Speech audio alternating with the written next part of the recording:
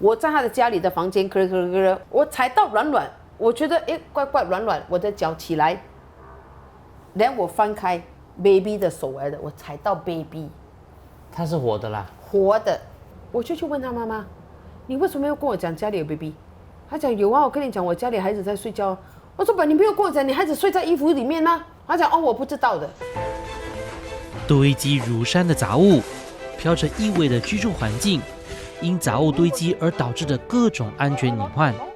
囤积在新加坡并不是一个新现象，但它到底有多严重？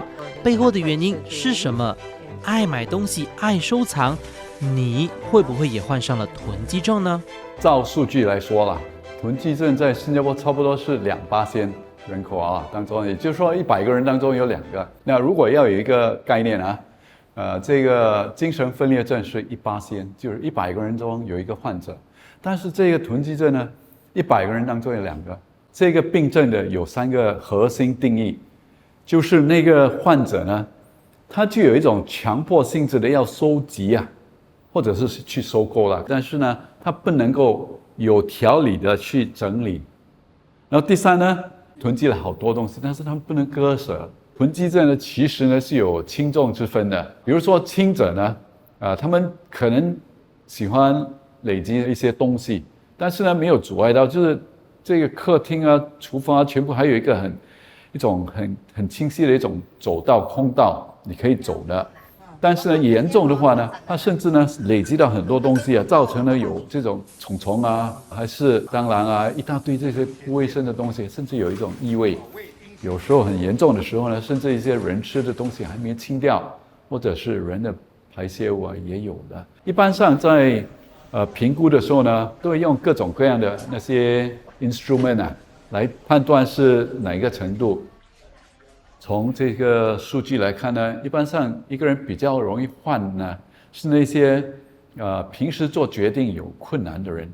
第二呢，就是他有家族病历第3呢，一般上是经历了一些高压事故，比如说丧亲或者是失业什么的这几个因素呢，会导致一个人比较容易陷入一个病态他会加剧他们所做的事情囤积囤，而且呢，越来越不想割舍，越来越不能够去整理。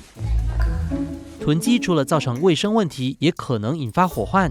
政府1月22日宣布成立家居整理行动联盟，更积极解决囤积问题。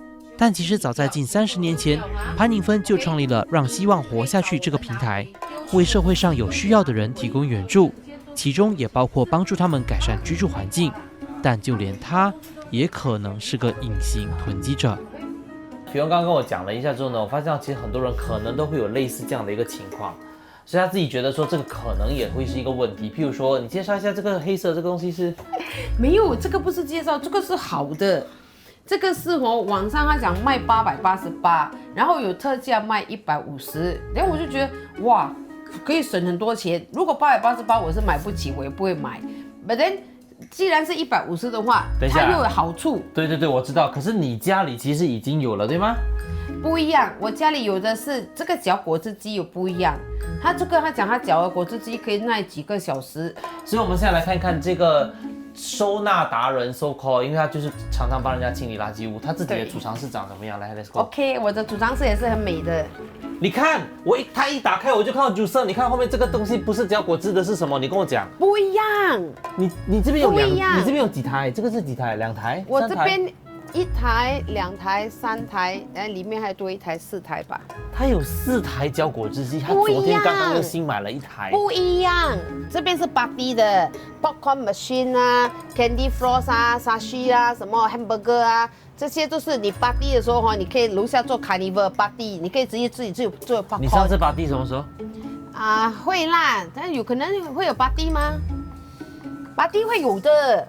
你看这些都是buffet的吗？buffet的东西。你家里有几个人？你老公跟你女儿对吗？不一样。你这样多双筷子来干什么呢？不一样，不一样。第一你看筷子有木的，也有铁的嘛，不一样嘛。这种韩国式的嘛，然后不一样嘛，那你看你吃你不要讲多了，我们讲汤匙，你讲汤匙为什么你需要这样多汤匙？汤匙有不一样的汤汤匙有吃鱼的，有吃什么的不一样。哎，你要看开一点呐，你看下面还有啊，不一样啊，就是不一样啊。我跟你讲哦，它没有一样的啊。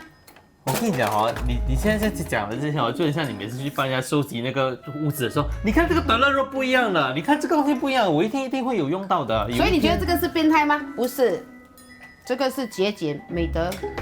囤积症患者呢，他们一般上喜欢讲几句话，就是说，我可能呢将来有用到，那就不用多花钱去买。所以呢，他们一直万一有用所以呢就保留了很多东西。但是其实呢，我们很多人也会这样想的，尤其是如果我们之前是从贫苦走到现在了哈，一般上都有这样子的一种思想就是说东西不要浪费。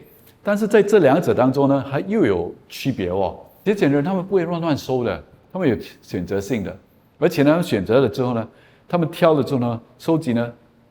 他们也会好好的整理。如果你能够劝说，或者说他们也知道，这个我的储满了，他们也可以给。但是囤积症者呢，他们就没有这样子能力去割舍。我今年超过40岁，我会不会不小心、不知不觉就患上囤积症？有没有这样的一个可能？我想应该是有这样的可能嘛，就是不断的收藏，然后过后呢，就对事物呢产生一种附属一种依恋那变成说很奇怪，听起来奇怪，但是呢，就有一种感情因为有时候就是也碰到生活上不如意还是什么就靠着这种买东西拥有感来制造一种满足、一种充实感、踏实感。其实呢是靠这事物来充实自己，但是呢更需要的其实是其他生命方面的一种发展，但是没有，他们就往内看，往事物看。久而久之呢，你就有很多投入了嘛。你投入了好多东西，以后将来要割舍也比较难收藏、收纳跟囤积症之间是不是一线之差的呢？还是其实两者是挺有区别的？囤积症呢，他们收集东西呢，他们没有选择性。反过来说如果是这个收藏家呢，他们有选择性的，一般上他们也会很有条理的去整理。所以呢，他们对空间呢能够容纳多少呢，有那种概念。那这个囤积者呢，他们没有。如果收藏了很多珍藏品你来我家，我肯定是引以为荣的跟你 show off。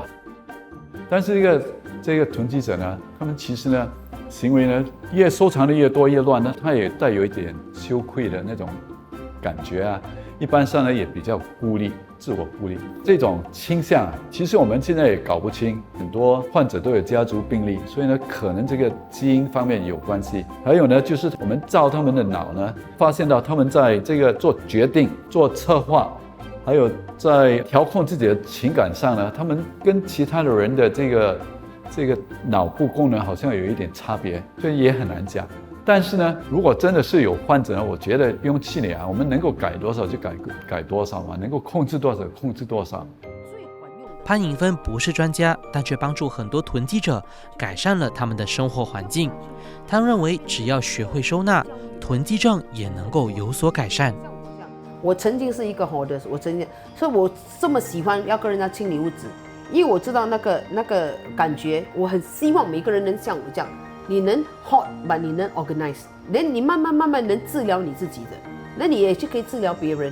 我觉得不要去批评人家，不要一看到人家是废墟就开始讲他，哎呀这个很肮脏嘞，这个人很恐怖嘞，不要以这样的出发点去对待这样的人。他会变成今天这样，有可能他有他的某某原因、某某理由。